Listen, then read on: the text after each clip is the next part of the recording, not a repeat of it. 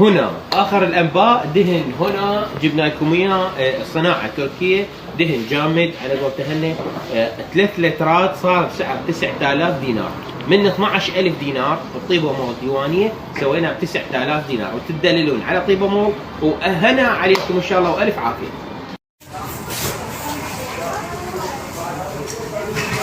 حيا الله متابعينا الكرام، اهلا وسهلا بكم مره ثانيه. عروضنا اللي ما تخلص وايضا عروضنا المناسبه من طيبه مول ديوانيه، قاصر الالوان الابيض، قاصر الابيض عفوا، قاصر ابيض الملابس البيضاء، قاصر ابيض صار بسعر 500 دينار. طبعا راح تقولوا لي شنو نوعيته بياسر؟ الوزير وصحت هذا القاصر الابيض المعروف ايضا بقوته، وايضا الوزير المقاصر كله على 500 دينار. هذا العبوه اللي هسه جايه تتباع ب 1000 و1000 ونص صارت ب 500 دينار فقط في طيبه مول ديواني. اذا احييكم والى اللقاء.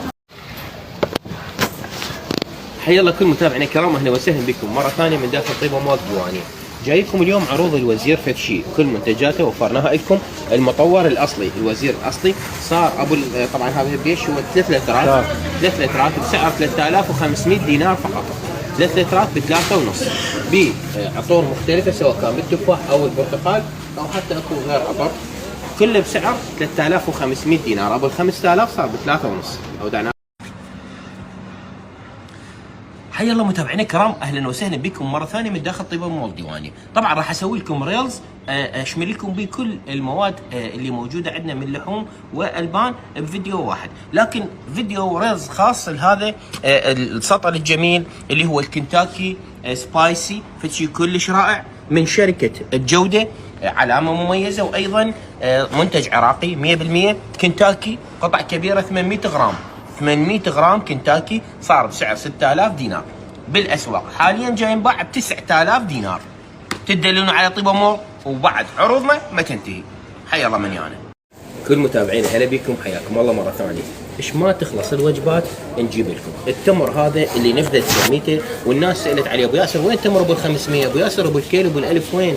عم جبنا لكم مره ثانيه ايضا من تمور السجاد وتمور العراقيه المنقات، فشي تمر جديد ومرتب وسعره نص كيلو ب 500 دينار. 500 دينار يعني فلوس كيس. هسه علاقه هسه تشتريها بربع دينار بالسوق.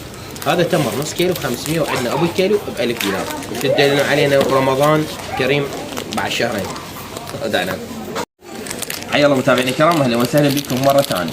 طبعا الوجبات الخفيفه المسائيه مهمه جدا، وبما انه الافضل يكون سعرها مناسب لان الدينار ما شاء الله علق يعني الدولار عفوا، صار الكباب الدجاج وكباب اللحم ب